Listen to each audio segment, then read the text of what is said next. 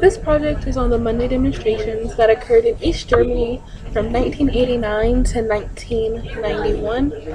These were a series of peaceful protests that were done to go against the government of the German Democratic Republic, and they took place every Monday evening.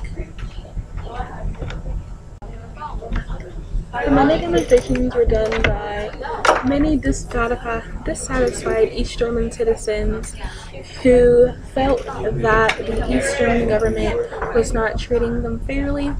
They protested for the right to have the freedom to travel to foreign countries, and also the freedom to elect a democratic government to fairly represent them.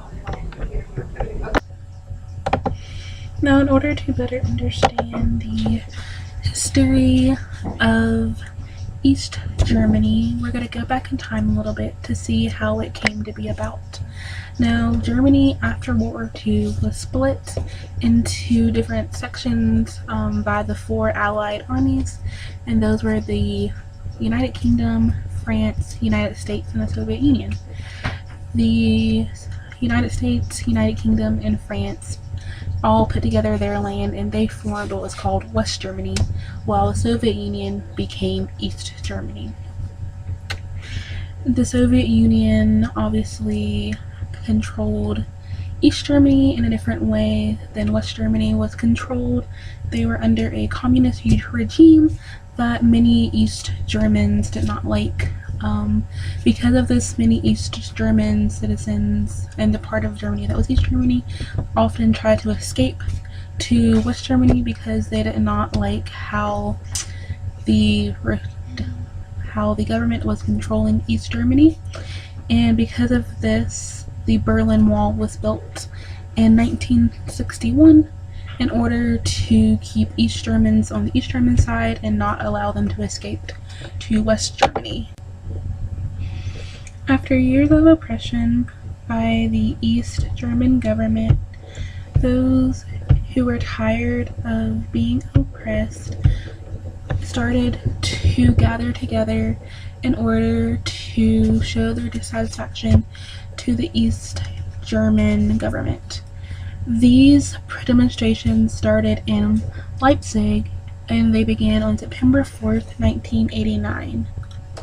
They started in the St. Nicholas Church, and they eventually spread across all of East Germany. The Leipzig was chosen because it was freer than other cities such as Berlin, and they did not have a secret police headquarters there to stop the demonstrations.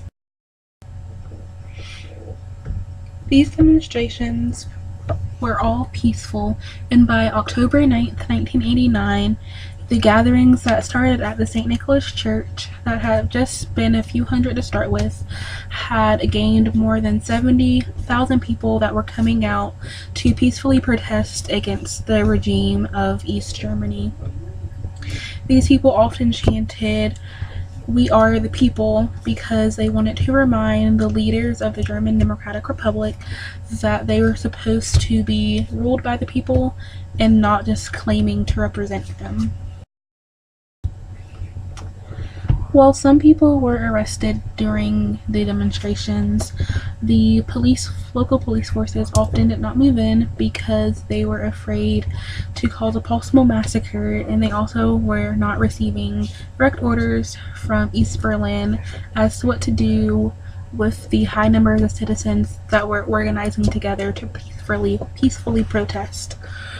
Because of this, during the next week, in October 16th, 1989, 120,000 demonstrators showed up, and also the police forces did not move in. The week after that, there was another demonstration, and the number doubled again to 320,000 demonstrators. Because of these demonstrations that were peaceful, the pressure from this and several other events led to the fall of the Berlin Wall on November 9th, 1989. The fall of the Berlin Wall represented the imminent end of the German Democratic Republic regime that had the control. The demonstrations ended around March of 1990 because at this time they had their first multi-party elections for government, and this also paved the way for German reunification several months later. I think that in doing peaceful protest, you can look back at the work of Dr. Martin Luther King Jr.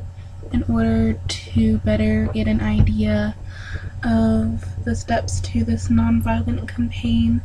In class, we learned about the different basic steps to nonviolent campaign that I feel mirrored the steps that they took with these Monday demonstrations. First, you have to collect the facts in order to determine whether or not injustices exist. In East Germany, there are obvious injustices where they were not allowed the freedom to move out of their country or participate in government that was supposed to be ran for the people by the people. After that, they needed to negotiate, which was not able to be done, and so then after checking yourself, that doesn't work, then you go into direct action, which is the use of demonstrations or sit-ins, and in this case they use demonstrations in order to accomplish a common goal. I feel that this also helped to unify the people of East Germany.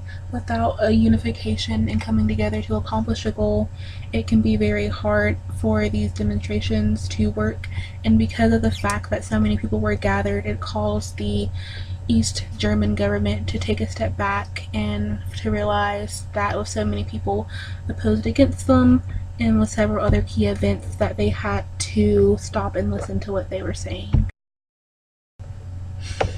Due to the many restrictions that the German Democratic Republic put on the East German citizens, it's easy to see why many citizens were upset with the way that the government was being handled.